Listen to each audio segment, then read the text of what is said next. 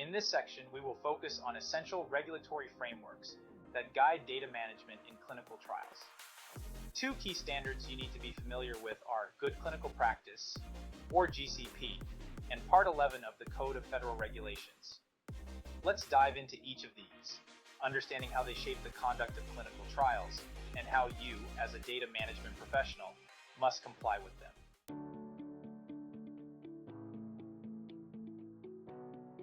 What is Good Clinical Practice, or GCP?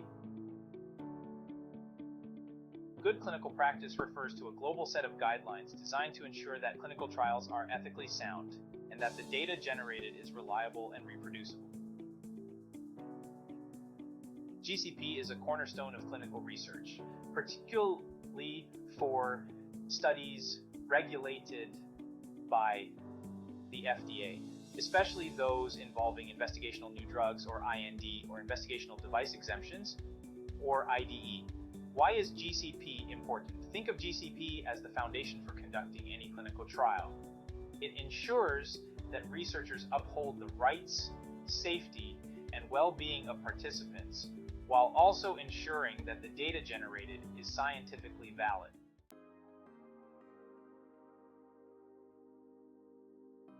Key principles of GCP. GCP consists of 13 core principles that apply across all stages of a clinical trial, from design through to reporting. While these principles may sound straightforward, each one has a significant level of complexity when it comes to implementation. For example, respect for participants' rights. In clinical trials, participants must give informed consent, which means they understand and agree to the study's procedures. Data management teams must ensure that this process is documented and all necessary approvals are in place. Sound research. Clinical research must be accurate and verifiable.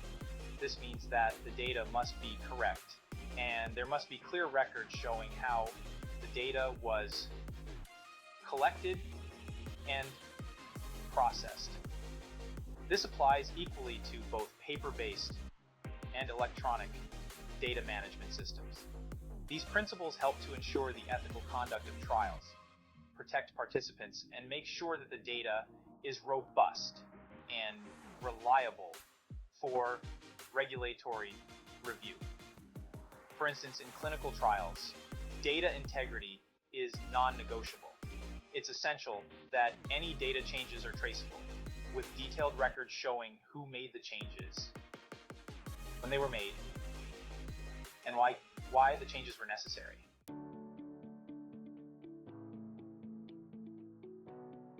Understanding Part 11, Electronic Records in Clinical Trials. Part 11 of the Code of Federal Regulations, or CFR, governs the use of electronic records and electronic signatures in clinical trials. This is particularly relevant for data management teams handling electronic data, as it lays down the requirements for data integrity, audit trails, and system validation. When is Part 11 applicable? Part 11 applies primarily when you are using clinical tools to capture, store, and manage electronic data in place of traditional paper records. If you are conducting a clinical trial that will be submitted to regulatory agencies such as the FDA, and you are using electronic systems, Part 11 ensures that these records are handled in a compliant and secure manner. For example, imagine you're conducting a clinical trial for a new medication. Participants' medical histories and responses are being recorded electronically in a clinical tool rather than on paper. According to Part 11, the system you use to manage this data must be validated, ensuring it functions as intended and maintains data integrity. If the system fails to comply with Part 11, the data it generates could be considered invalid during regulatory reviews, potentially jeopardizing the entire trial.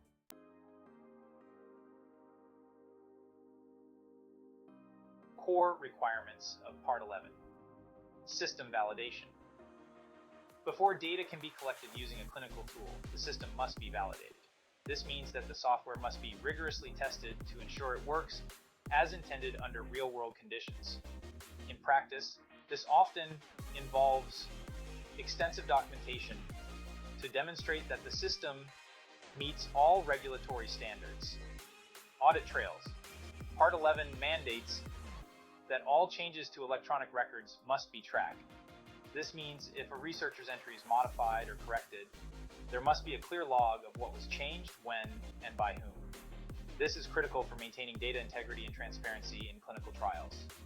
Electronic signatures. Just as paper records require signatures, electronic records also require verifiable signatures. These signatures must be uniquely linked to the individual who applied them and must not be transferable or tampered with.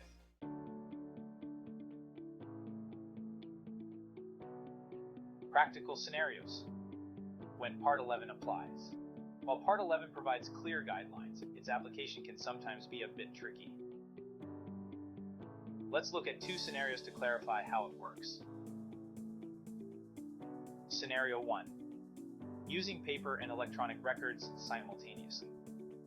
If a clinical trial captures data on paper and later transcribes it into an electronic system, Part 11 might not apply, provided the paper records themselves meet the regulatory requirements. Essentially, the electronic system is used as a secondary tool for data management, not as the primary source of truth.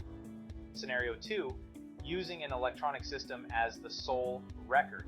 On the other hand, if data is initially collected in an electronic system and no paper record exists, then Part 11 compliance is mandatory.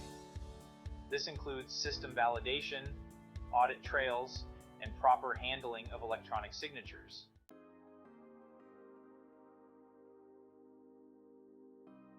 Costs and effort involved in compliance. Ensuring that your clinical tools comply with Part 11 can be resource intensive. It's not just the software that needs validation. The entire infrastructure, including network security, user access controls, and backup systems, must be verified. This could involve significant time, cost, and effort, particularly if your organization is new to working with electronic data. Illustrative example. Let's say your research team plans to use an electronic system to collect patient data for an upcoming drug trial. Before you can start, the system needs to be thoroughly tested, validated, and documented. You will need to generate detailed reports proving that the system works as intended. This includes ensuring that any data entry errors are caught, corrected, and logged properly. Tip: even if Part 11 is not strictly required for your study, it's a good practice to follow these guidelines as best practices. Incorporating validation, audit trails, and secure handling of electronic records will elevate the quality and integrity of your work. Additionally, many of the standards within Part 11 align with data protection rules like IPA, so following them can help mitigate potential legal and ethical risks.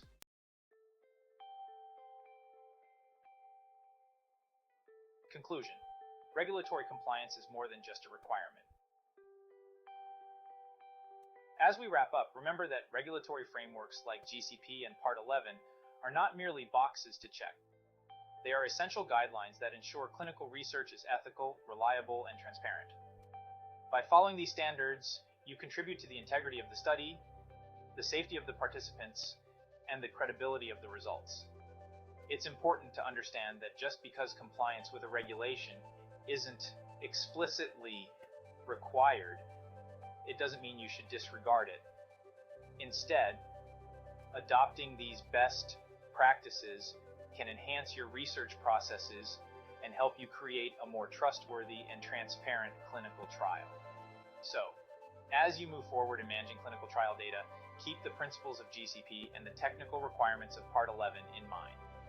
These regulations not only help protect the participants, but also ensure that the clinical data you manage stands up to the scrutiny of regulatory bodies, ultimately ensuring that your research is impactful and reliable.